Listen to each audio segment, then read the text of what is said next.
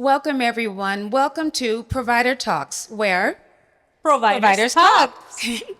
my name is Donise Keller, and I've been a child care provider for the past 26 years. My name is Zoila Carolina, and I also been a provider for close to 15 years this September. So my anniversary is coming up. You go, sis. So, Provider Talks was birthed out of the notion that we all work such isolated lives in our homes by ourselves, right? Surrounded by children. And there's so much information going around that a lot of times we miss it, right? Management pens, legislation changes, anything that's going on, we just sometimes miss it and we don't understand. So we started Provider Talks. Yeah, the idea also is that sometimes we have these voices in our head that we also want to bring out. Sometimes we keep things to ourselves, and we just want to be a little bit real when it comes to Providers Talks. And we want to empower all of you. We know lots of information. We've taught classes, we write curriculum, and we want to share that with all of you because sometimes you just simply can't make it to a webinar at the end of a long day or to a class on the weekend. So, with all that being said, let's get started. The title for our podcast today is Rest is Not a Reward. So, think about this. You are a provider. If you're anything like me, I work 16 hours a day, 5 days a week. We have providers that are open 24 hours, right? I see you saying yes up front. When do we rest? When do we allow ourselves time to rest? Well, but sometimes also we feel like because of the community feel like because we work from home, it's an easy job. Because we are also taking care of, they say that, oh, you're just watching children's and it's an easy job. Oh, you're a business owner. You can do whatever you want. And the reality is that in our industry, sometimes we don't even take a rest. We miss lunches. There's a lot of things behind our job and our duties and responsibilities that the community doesn't understand. And also we're connecting with you, right, as a provider because we understand each other. We are living, walking in the same shoes. But the community, the parents outside sometimes don't understand that because they're the parents that sometimes they come and ask us little things, right? I'm like, excuse me, like they're like, how many people work with you or how many this, and sometimes they don't understand the logistics, right? So we also want to get to our community, right, and connect all of us together. I also think that's part of our culture as early childhood educators. We work, and we work. And even after working, we need to prep for the next day. We need to clean up. We need to do administrative work, right? And we think that you can't rest until it's all done. But in reality, when are we ever done? We're not. We just keep going and going and going, much like the Energizer bunny, right? When I see that bunny, I think of myself. I'm carrying a weight, and I have to keep going and going, and we don't get a chance to slow down. And yes, and that the reality is that we live, we work in the same place. That make it more difficult because when I try to rest, I don't know, many of you may connect because I know Donise is like that. It's like we see something pile of paper and it's like instead of going to rest, let me tackle that paperwork. Let me do something extra. And we're trying to change that narrative. We're trying to change that because nobody's gonna be there for us. Nobody. Doesn't matter. They might be some friends that are gonna come here if you get sick, if we get sick, but in the long run, nobody's gonna be there. It's just gonna be us and our families. And we have to think about that. It is no selfish to take care about yourself. Oh, wow. That's good. It's not selfish. And it gets to the point to where we are typically exhausted, right? So let's talk about exhaustion. Exhaustion comes from constantly trying harder. We feel like there's so much more to do. We have to keep going and going. It comes from too much work. Many of us don't have assistance. So it all falls on us to continue doing everything on our own. Little recovery time. I can't tell you how many providers, well, I don't go to sleep until after 10, but I'm up at 4 a.m. You aren't giving yourself, your body, the proper time to rest and recover, to reset and start again. Poor boundaries. Ooh, this is a good one. I had a student one time. He came in the next day and he says, Miss Donise, my mom called you last night, and you didn't pick up the phone. You're right. After 6 o'clock, I'm closed. I'm off work. We don't give our families the necessary boundaries, okay? So it's important that, and it's not being mean, it's about caring for yourself. I mentioned not enough sleep, stress. Stress is another way that chronic exhaustion creeps up on us, and it causes medical issues. We are constantly putting everyone else first, and it's not until it's too late that our bodies force us to rest. So the whole point is not putting ourselves in that position. And the other issue sometimes is that we even feel guilty. Why are we feeling guilty? And the other thing when you mentioned right now about the families not boundaries, sometimes like families also think because we live in the house, they can come and knock the door any time of the day. Or they forget something, a sippy cup, a blanket or something, and they're calling you after hours to come and pick it up. Can you wait until the next day? Can you wait until Monday? I'm like, I'm close. I'm sorry. I have a family to attend. I would just want to take off my shoes and relax for a bit, maybe take a shower. No, and the families expect you because you live there, they can come and knock the door at any time. So those are the kind of boundaries we have to start setting for the families. We're not asking too much, right? But like you said earlier, we work from home. So our business is our offices, right? A lot of people, when you work a 9 to 5, you leave and you can leave the job right where it was, and that work will still be there when you come back. That's not the case for us. So I want to talk about why the rest as a reward tends to backfire. Because burnout doesn't announce itself, it just happens, right? So we've set this impossible standard for ourselves, and it's unattainable. You just simply can't always be on 10 all the time. The body doesn't care about your to-do list. I had knee surgery in February, total knee replacement. Zoila talked bad about me. I had my knee replacement on a Wednesday, and on Saturday, I'm in front of the computer teaching all our kin class. Now, my leg was propped up, but that's not proper rest and recovery. And when most people have a total knee replacement, they get to take 6 months off of work. Doesn't matter that I work from home, I didn't get that. I really simply didn't get it. We teach ourselves that our productivity is tied into the amount of work that we do. We have to start changing that mindset. And we begin to normalize burnout. It's normal to feel this way, so you just keep going without even thinking that there's a problem with how we are treating ourselves. And yes, I have give you some. I don't know why you opened that door, Donise. I've been giving that to a lot of people that I see in the audience that have been going through some surgeries and things like that, and they're back to work in no time. Yeah. No, but the reality is that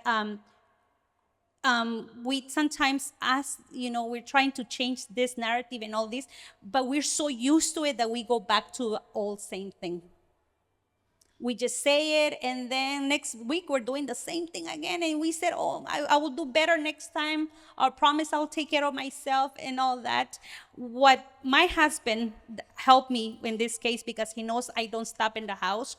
What he does is he take us away. We go to the mountains. We go small trips to San Diego. We rent an Airbnb and we stay there because he knows this is the only way he's gonna stop me from working. I'm a workaholic. I'm a natural workaholic.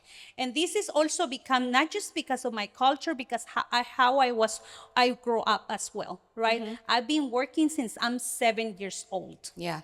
So it's just an instinct of survival. Sometimes we living in a survival mode. I don't know if think about how many of you have made a home and you don't remember if you stop a red light, how many green lights you pass, because you are in automatic mode. And this is the way we're functioning right now, in automatic mode.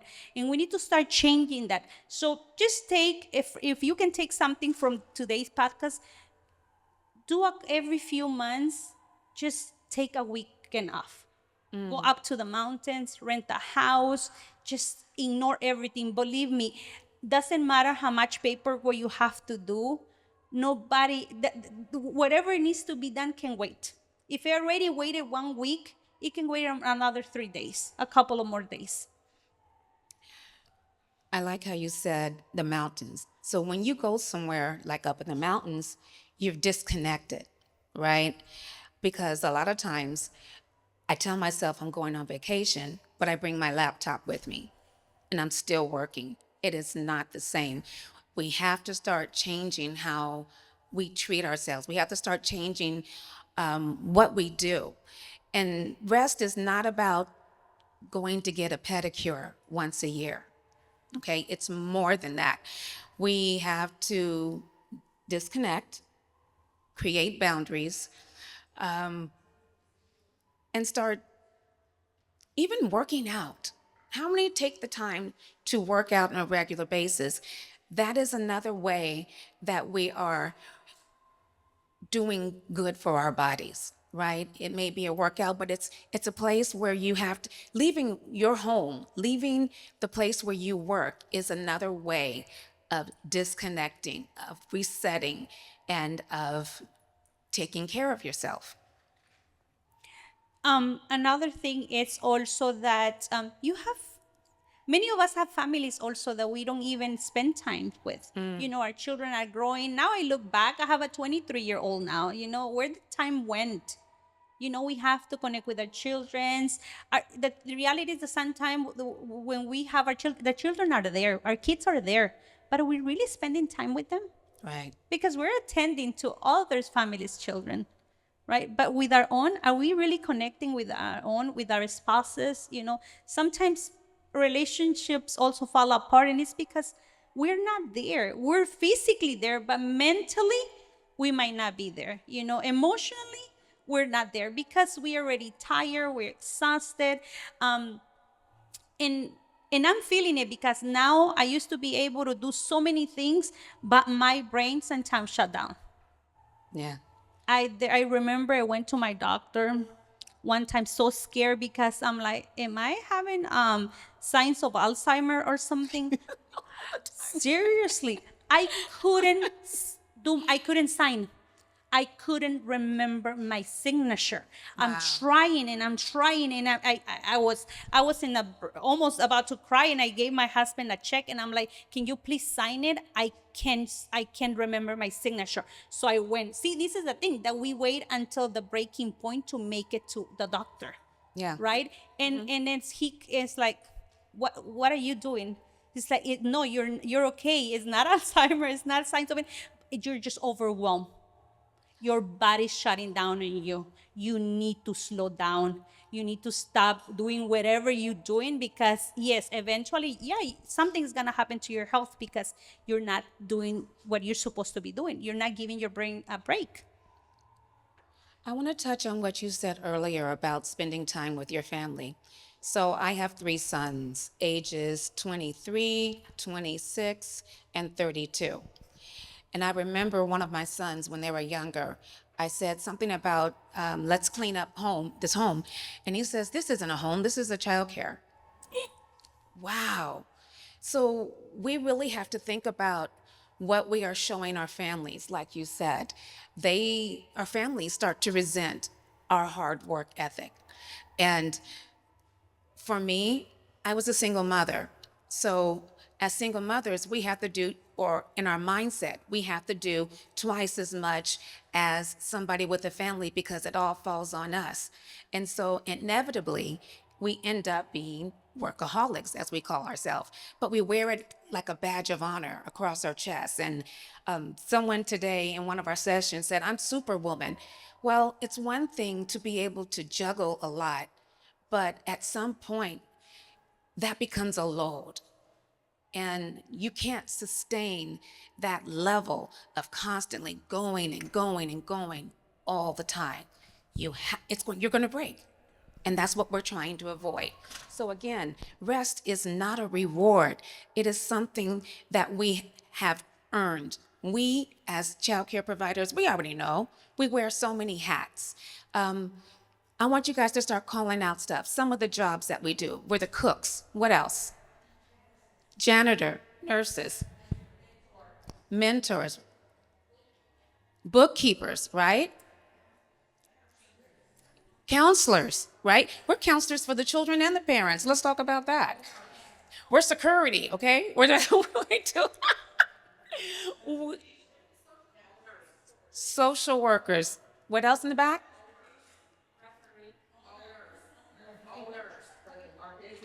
We're the business owners. We do so much, and this is one of the few, well, I don't know of any other profession that wears so many hats, but yet we are so undervalued, right? I was doing the math today and I was talking to our manager about what we get paid an hour. She was shocked.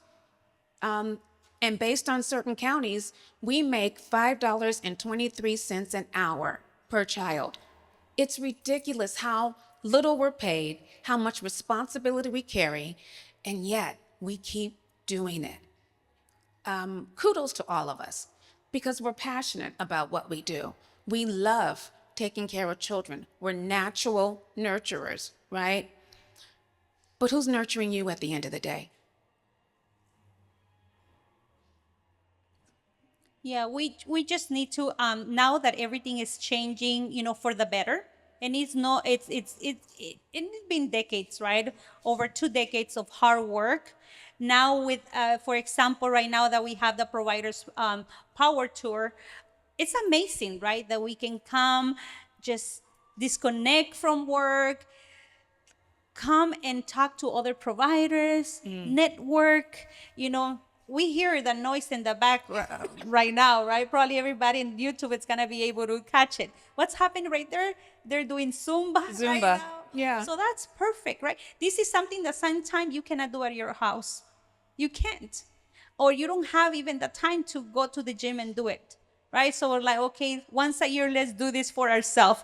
But we want us to do it more often. We want us to do it. I am not a gym person. I was not made for that. Let me be clear.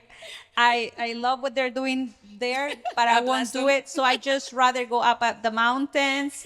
And this is something that just came recently because back in the days, I loved the city. I just wanted to live forever in the city. But as I get older and tired, I just want to disconnect. I just want to hear the birds, maybe the little creatures walking in between the dry leaves, and that's it. Nice. I don't want to hear anything else because this is what we do on daily basis. The traffic, many of us that do transportation, Oh, yeah. it's exhausting to do transportation. It's so tiring to be in the heat, right? Doing this transportation. So that's what I'm like, traffic. I just want to go up and be 2-3 days and just quietness and just looking at the beautiful mountains and things like that. Okay, so I hear Zoila saying that her reset is in the mountains. I'm going to be honest. I don't know what mine is yet. And that's real. But I also want to talk about what rest is not. Like I said earlier, it's not about getting a pedicure once a month. It's not about what's commercialized and what we pay into, right? It's not going to get a massage occasionally. Rest is something that you create. It's a system, it's a culture of what you can do, what brings you rest, what brings you joy. Okay, so I won't say that this is one of my, it's, I'll say this. For me, one of the boundaries that I have set is I turn off my phone every night at 9 o'clock, okay? And it does not come back on until 6 a.m. That is a boundary, that is rest. And I don't care if they say, my son's clients included, you are getting old. I said, I may be, but what I am doing is creating a rest. I'm creating something that is sustainable. And that's what rest is. It's something that's sustainable, not something that you do on occasion. Yes, that's very important. That's what we're like with all these workshops and all these things. That's what we're trying to build for all of us, right? Sustainability, so your business can run by itself, so you don't have to worry, because it is hard sometimes also to reset, to rest when the bills don't wait. You're just making five something hourly, right? So what do? Is open longer hours, do 24/7, right? So when are we gonna rest if the bills doesn't allow us to do it? So I understand, and we're not judging or anything like that. We're just trying to just be real, because we understand each other. We know where we're coming from. And Donise, a single mother, I understand it. In my other hand, I have a second income in my house. My husband have a great job. I'm glad that now with the union we have benefits. I never have to worry about that, and that's a blessing. That is a blessing. The other thing is like, what I have been able to do that, and it's recently, because also there are taboos when it comes to psychology and all that, right? But now, like, I have my health insurance. Why am I gonna wait? So that's what I've been starting to do. Also, I don't feel well, I call my therapist, my psychiatrist. I'm like, can I have a session? Can We have to start doing that, because my husband is so kind, so nice. But sometimes, especially, right, I know there's some male in this room, but when it comes to females, the hormones sometimes, like, I get emotional. I don't get these flashes, but I get emotional. And my husband is like, what's wrong with you? How can I help you? I cannot even explain myself, because I don't even know how I'm feeling. It's so very weird, right? Everything that we experience, and dealing with the stress, dealing with our job, dealing with our children, it's so much. So sometimes, please take advantage of everything that we have within our union, with our benefits and all that. Use it to your benefit. Get some therapies. It's free. Yes, go take care of yourself. Go vent. Go speak. Even psychiatrists, they're required to do this, because everybody come and, because this is what families do, right? They come and pour everything on you, all their stress, all the situation, because when you're about to close, the parent is there and doesn't want to leave, because they have something to say and they want to share with you. Oh my and they start gosh. talking to you about their hard day, and you're like, oh my God, I just want to close the door, but you just start listening to their issues, to their problems. So they're pouring on you. So now do the same. Go pour it on another individual, another professional that is there to help you and navigate this stress. Yeah. So, in closing, rest is not something that you reward yourself with at the end of a good day. Rest is what you need in order to continue to be an excellent early childhood educator. Michelle Obama said, to be a good parent, in our case, we're going to say provider, to be a good provider, you need to take care of yourself so that you can have physical and emotional energy to take care of the families we provide care for. I amended it a little bit, Michelle, don't trip. But you guys get the point, right? Do you want to say something in closing, Zoila? Well, we are educators, right? We're educating children. We're educating our own children, right? Let's do it by example, right? So we're telling our children, don't do this, but then we are doing it. So, right, the reality is that our children are gonna pick up not for what you say, but what you do. And let's do better. Let's take care of ourselves. Let's rest. Let's change the narrative about family child care providers because no, we shouldn't be running on low fuel. Not at all. Now we're going to open it up for Q&A. Any questions from the audience? If not, I have some for you. I don't play. Or maybe somebody just want to share something, not a question necessarily. Yes. So wait, we need you to stand up, say your name, how many years you've been a child care provider. Hi, my name's Irina. Hi, Irina. Hi, I've been a childcare provider for about 9 years now out of San Diego. You go, girl. Thanks. My issue is, like, for example, resting and family time and all that. We're not allowed to take vacation, from what I understand, unless we shut down the daycare, let the LPA know we can't go places, right? But can't necessarily do that because we don't want to miss pay and all that. Right. And I understand that in our contract we should put that we're taking vacation, all that. But what if it's a situation where, like last week, my husband and kids are in Michigan visiting family, and then my older son, he has a tournament. My younger son he wanted to celebrate birthday with his cousins in Michigan.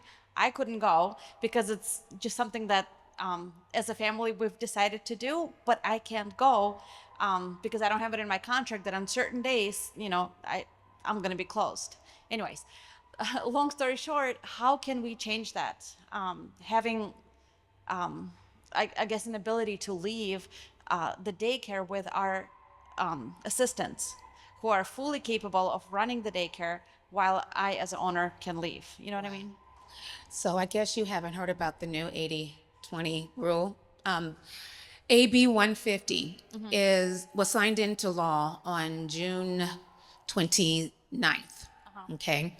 We don't want to go into too much of that right here and right now, but if you have an assistant, your assistant has to have the health and safety training, has to have all their immunizations. They have to have, obviously, the mandated reporter and the CPR certification. So if they have all of that, you now can be gone away from your program 20% of the month. If it's more than 20, so it's by the month and not by day any longer. Okay, so that has changed. But your assistant has to have all of those qualifications. Okay. And you have to submit it in writing to all of the families that you will be leaving, and your assistant will be taking charge. And you also have to get a waiver and send it to licensing. Perfect. Thank you. That's awesome. So things are changing. It's brand new. Right? Mm-hmm. Things are changing. Slowly but surely, things are changing. But that's because we fought for this. I want you guys to all give yourselves a pat on the back. One of our first episodes was about 80-20, right? And we were Now we have to update it. Now we do. Yeah, we have to do a part 2. Yay. In the back. Hi, I'm Kiana. I'm from Riverside County. I've been in business for 11 years. Hey, I'm Kiana. a large family child care provider. So my thing is, I have a 26-year-old, and I just had a baby that's 9 months old. They're 26 years apart. Wait, what? Yes.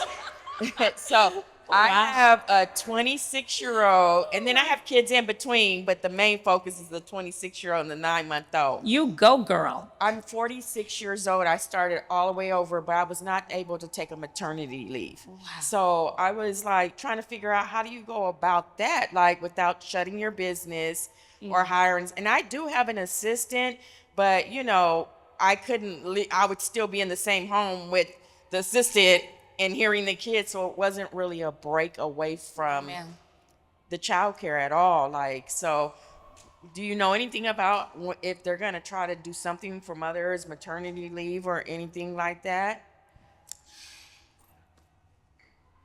Yeah, it is hard when you're hearing that children or crying or something happen. Your natural instinct as a business owner, Is to come out the somebody, room. and go help and aid your assistant, right? That is supposed to be aiding you. So it's very difficult right there, that part. But sometimes we need to learn, and this is where the thing comes. We need to learn to disconnect. Click. Yep.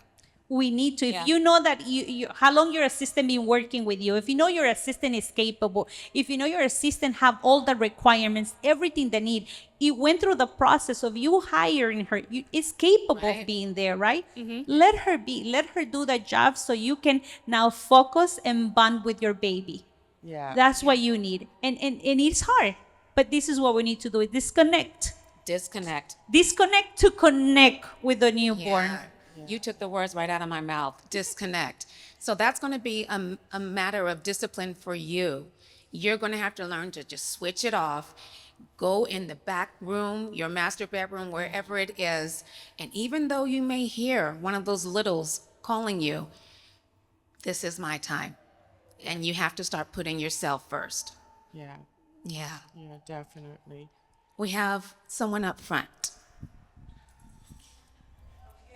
Thank you. Yes, in the corner. My name is Sulma, and I stay in Compton.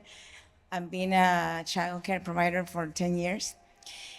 Now that I hear Zoila, her story, I just went through that on March. So I had it to shut down my center for my daycare for 3 months. I lost it. And I'm getting it back, but it's hard. Sometimes, like she said, that sometimes we forget to take time to ourselves. And one thing was that I had to leave my house, and I went to stay with my daughter for a whole 2 months. But I'm back now, but sometimes it's really hard. Sometimes it's really hard. And like she said, we might have friends. She might see me a lot with a lot of girls because I always talk to everybody. But when you're sick, believe me, I was in the hospital and nobody was there. Not even the people from the union, the people that I care for them, that I'm always there for them. So I was like, oh, at least a message or something. And it was hard. And even like she said, family, not even your family was there. Not even my family was there for me. And sometimes we take our times for the kids. And like I always said, the problem is are not the kids, it's the parents. Sometimes they put too much on us, on our shoulders. And sometimes we cannot say no. Like me, I'm the type of person that I cannot say no. So sometimes I take extra hours without getting paid. And we're not getting paid enough already. And I still, like take care of the kids for the weekend so the parents can enjoy their life and everything. But sometimes some of the parents take advantage of us a lot. Wow. Beloved, first I want to say I'm so sorry. I'm so sorry that that happened to you. I'm so sorry that you are constantly pouring into other people's cups and people aren't pouring back into you. But this was a wake-up call for you. And I want you to put yourself first. You're going to have to, because this is the only body you have. This is the only life you have. And it's time to start loving on yourself. I'm proud that you're going to get your business back. Take it one day at a time, one step at a time, and disconnect and unplug when you need to.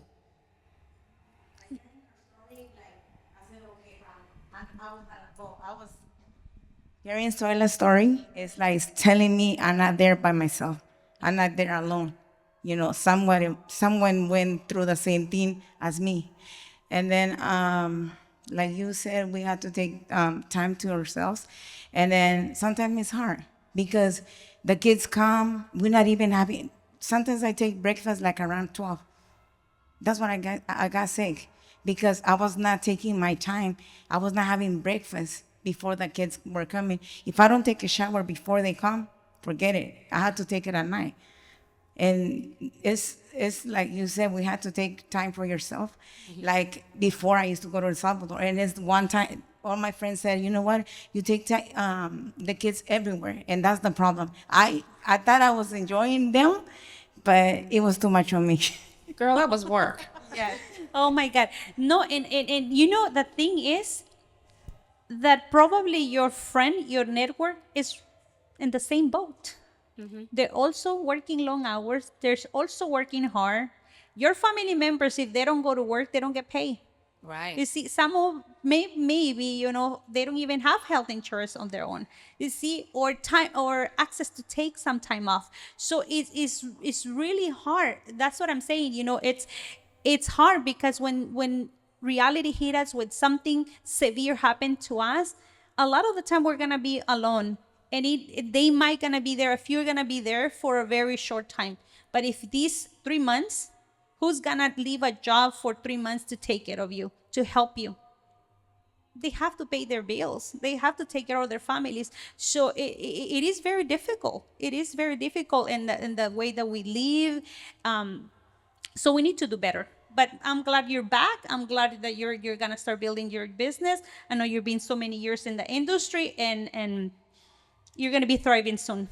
But now, make sure that you attend the trainings with the education fund, so you can be able to put everything that you need to put in writing, so the parents don't take advantage of you, so you're able to take your vacation, the necessary vacation. And build in those boundaries. Yeah, we have. It is difficult, yes. Being single parent is very difficult. Yes, I can only imagine.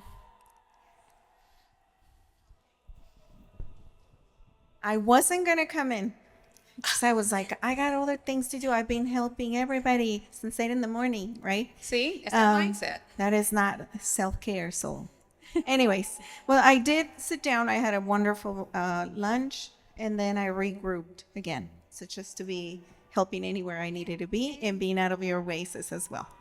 I'm actually volunteering out here. I'm not on the books, but I'm so glad that I'm here because I'm going to share something with you. This is called transfer of responsibility, and how you build it with your childcare sisters. You cannot do anything if you don't plan it ahead, because you have to be almost equal to somebody in a group, almost sort of like a franchise, but you're not. You are literally into this together with some other childcare providers that speak your language, that understand, that are close to you. Next thing you know is you build a profile of everything that should be. We start from the beginning, like with the class. Everybody looks like, they all get together, they all go to the same trainings, they all go to each other's home. With class, we build our rooms together. When somebody's on vacation, we rotate the children as long as they're within the same. You do not charge the person more than what everybody should be charging. You do not take any children just because somebody says, this is 5 minutes shorter than where I go with you. It is not allowed to change the children around unless it's a month after, and that everybody's okay. You have to talk to the childcare owner. Hey, this person in a year would like to do this. I said, okay. And it's an exchange. I know it sounds like, well, why would I exchange or give? Why? Because then what would happen is if you don't, you lose everything. So 50% of something is better than 100% of nothing. Come on now. Okay? Thank you. So that's what we do. We save each other's back. We stay with each other. We do not backstab anybody. We do not steal our children. We take care of each other. When you go on vacation for a whole month, somebody in your sisterhood group will take care of your children. Yes, they have to pay that person. You might not get the pay, but you will have your children when you come back. And so that's one thing. I'm so glad that I'm here. Oh my gosh. Because our group, so we just came from Maui. Last time I took a whole group. We traveled together. Okay. She didn't invite us. We worked together. Oh, it was out there, girl. It was out there. I actually invited everybody. We 2 years ago, we went to Cabo San Lucas. Then last year, we went to Puerto Vallarta. I'm going to join her group. Yes, please do, because I it's saw all it. girls from everywhere. We figure out where you're at. I do bus tours to go with a group of providers to come and help you, and then you have to return the favor. When it's time for somebody around you, then basically we do it all together. And we do travel together. It's so wonderful. We have our 7 steps towards success of the provider every Friday. I am the creator of this whole thing. Oh, that was a We plug. take care of everybody on Fridays on Zoom, but then we travel together to anywhere. And we're all the way from, I'm actually from Burlingame, but I'm here. So you. we're looking at the Northern California side. I don't mind. Thank They you. come all the way. Thank you And for they come that. from the Southern California all the way to Northern California. When it's time for Sacramento, here's one thing that I tell you all, and I'm not going to take too much of this time, but I'm going to deliver this news. When you are around everybody, you have to take people's numbers, stick together, network. That's what you're here for. And don't just come for the goodies, which are actually really good. Also grab somebody, try to think of who do I know, who do I not know, speak to everybody, exchange numbers, because in the future, you might see each other in a training and you're like, hey, I saw you. Why don't we find out where you're from? And then stick together like molecules.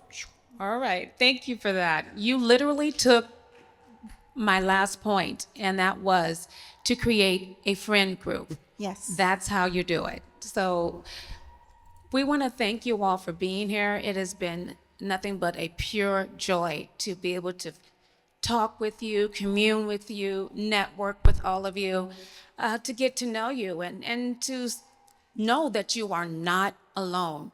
We all work like Energizer bunnies, but we all need to take rest because rest is not a reward. Thank you very much. No, thank you. Thank you for that information. And this is what it takes to build a system that works for all, right? This is what we're doing together. This is what we're going to continue to doing together. Thank you very much for spending the last session with us. We really appreciate it. And see you in YouTube. Yes, so go to our YouTube page. It is ccputrainingfund.org. I'm sorry, CCPU Training Fund on YouTube. Like and subscribe to Provider Talks. Thank you, everybody. Thank you.